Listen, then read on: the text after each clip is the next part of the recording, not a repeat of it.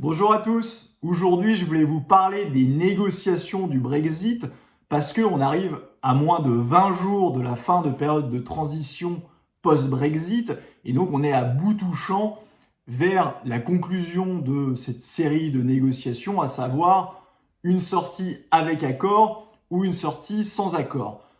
À l'heure actuelle, au moment même où je parle à Bruxelles, les deux parties, Union européenne et Royaume-Uni, sont encore en pleine négociation. Et comme on arrive à bout touchant, il est normal de se poser des questions sur comment ont été menées ces négociations et vers où on va, une sortie avec ou sans accord, et pourquoi. Si on regarde vers où on va, tous les échos et les positions des deux parties montrent que le plus probable à l'heure actuelle, c'est une sortie sans accord. Et il est bon de se demander pourquoi. Et pourquoi, si on regarde les négociations qui ont été menées du côté de l'Union européenne depuis 4 ans et demi et le vote du Royaume-Uni de 2016 par référendum pour sortir de l'Union européenne, le moins qu'on puisse dire, c'est que l'Union européenne a agi d'une mauvaise foi totale dans ces négociations, ou du moins qu'elle n'agit pas du tout par rationalité, mais plutôt par une volonté de préserver, quoi qu'il arrive, l'Union européenne comme institution, quand bien même cela nuirait à la fois à ses pays membres et à ses citoyens. Et finalement, ce mode opératoire de l'Union européenne, que je qualifie de secte, et vous allez voir que ce n'est pas exagéré de parler de secte quand on parle de l'Union européenne au regard des négociations qui ont été menées, finalement, ça rappelle un petit peu la crise de l'euro et ce qui avait été fait à la Grèce, où on était là encore pas du tout dans une attitude rationnelle. Et ça me fait penser en fait à la citation, ou du moins à la déclaration qu'avait faite un grand patron des sociétés d'assurance allemande à Charles Gave, qui lui avait dit « Nous torturons les Grecs pour que les Italiens entendent leurs cris ». Et là, on est clairement en plein dedans et dans cette attitude de secte. Pourquoi? Parce que l'Union européenne, il faut le savoir, c'est elle qui a le plus intérêt à obtenir un accord commercial avec le Royaume-Uni. L'Union européenne a un excédent énorme, massif vis-à-vis du Royaume-Uni, qui a un excédent commercial de près de 86 milliards en 2019. Normalement, toute entité rationnelle ou tout acteur rationnel, quand vous bénéficiez tellement du commerce avec un pays comme le Royaume-Uni, vous faites absolument tout pour obtenir un accord commercial puisque vous y avez intérêt. Or, l'Union européenne, qui agit comme une secte, fait tout le contraire puisque elle propose au Royaume-Uni des conditions qui sont à la fois inacceptables, mais surtout des conditions qu'elle n'impose à aucun autre pays dans le monde avec lequel elle noue des accords de libre-échange. Il faut savoir que l'Union européenne, depuis maintenant des années, multiplie les accords de libre-échange à travers le monde.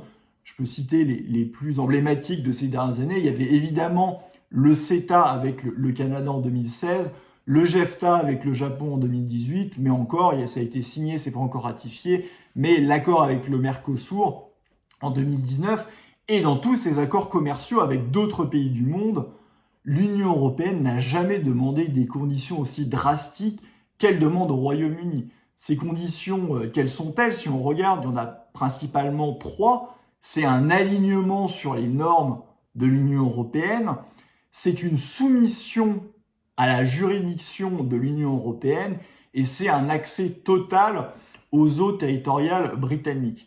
Il faut savoir que ces 3 conditions, comme je l'ai dit, elles ne les demandent à aucun autre pays dans le monde pour nouer des accords de libre-échange.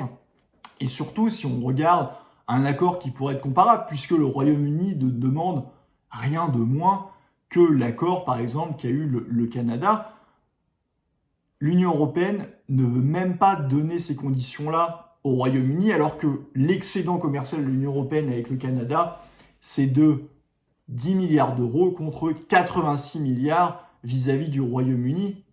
Et donc, pourquoi ils le donnent au Canada et ils ne veulent pas le donner au Royaume-Uni? On n'est pas dans le domaine de la rationalité, on est dans le domaine d'une secte. C'est une secte qui veut punir le membre qui veut reprendre sa liberté pour ne pas donner des envies aux autres. Concrètement, ils ne veulent absolument pas que le Brexit soit un succès parce qu'ils ont peur que d'autres pays comme la France, comme l'Italie, veuillent suivre le même chemin. Donc on est dans le domaine, encore une fois, de la secte, on n'est pas dans le domaine de la rationalité. Mais malheureusement, tout ceci va coûter aux États membres et notamment à la France. La France, je rappelle que l'excédent commercial de la France vis-à-vis du Royaume-Uni, c'est le plus grand excédent commercial avec un partenaire qu'on a dans le monde, 12,5 milliards d'euros en 2019. Et donc tout ceci, malheureusement, cette attitude de négociation complètement sectaire aura des répercussions pour la France et pour les Français. Je pense notamment, évidemment, aux pêcheurs qui, avec un accord, auraient pu avoir certes un accès réduit, mais un accès aux eaux britanniques. Il n'en sera rien parce que la position est complètement sectaire de l'Union européenne. Je pense évidemment à l'agriculture, puisque la France exporte beaucoup de produits agricoles au Royaume-Uni. Je pense aux salariés de l'aéronautique. Je pense aux salariés évidemment de tous les domaines de transport d'une manière générale. Tout cela vont être impactés à cause de cette attitude complètement dingue et sectaire de l'Union européenne. Et d'ailleurs, là-dedans, Macron a été absolument lamentable, le bon élève de l'Union européenne, alors que la France est un des pays qui a le plus intérêt à avoir cet accord avec le Royaume-Uni.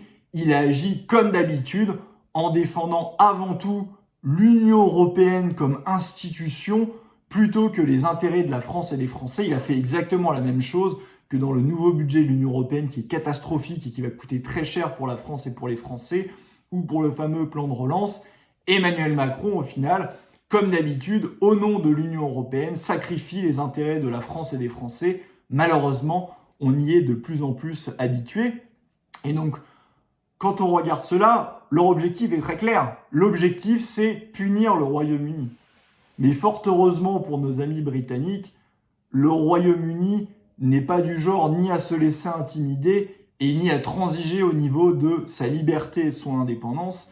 Et le Royaume-Uni, si la position de l'Union européenne reste la même, sortira sans accord. D'ailleurs, beaucoup disent que ce serait une catastrophe, une sortie sans accord. Bon, il n'en est rien, comme je vous l'ai dit, c'est plus l'Union européenne qui a plus à perdre là-dedans. Et surtout, il faut se rappeler que les Britanniques n'ont pas voté pour un Brexit avec accord ou pour un Brexit sans accord. Ils ont voté pour reprendre le contrôle. Et reprendre le contrôle, ça veut dire quoi? Ça veut dire être un État indépendant.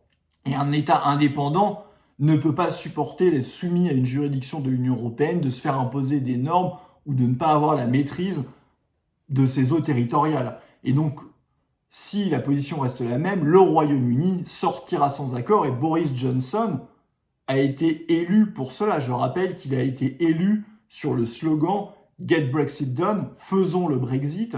Et donc le mandat même de Boris Johnson est celui de faire le Brexit et que le Royaume-Uni soit à nouveau un État indépendant. Et donc le Royaume-Uni ne se laissera pas intimider et s'il n'obtient pas un bon accord, sortira sans accord. Et sous ça, on le voit très clairement. La seule alternative, disons, qui peut faire éviter une sortie sans accord, c'est si les industriels allemands qui ont peur de perdre un marché où ils ont un excédent de 32 milliards d'euros, mettent une grosse pression sur Angela Merkel qui elle-même mettra à son tour la pression vis-à-vis de l'Union européenne pour obtenir un accord de dernière minute. Mais si ce n'est pas le cas, il faut savoir que le Royaume-Uni, la fin de la période de transition, c'est le 31 décembre de cette année et le 1er janvier 2021, le Royaume-Uni sera définitivement libre. Cette une le rappelle très bien. Et donc, malheureusement, si c'est le cas et si on s'oriente vers une sortie sans accord, ce sera plus dommageable pour la France et pour les Français. Et on pourra à nouveau remercier la secte de l'Union européenne qui agit contre ses intérêts mêmes et contre les intérêts de la France et des Français au nom de cette idéologie qui, comme vous le voyez, est beaucoup plus proche d'une sorte de religion que d'une pensée rationnelle pour le bien-être de ses citoyens. Je vous dis à très bientôt et je vous invite à vous abonner à cette chaîne et à la partager autour de vous.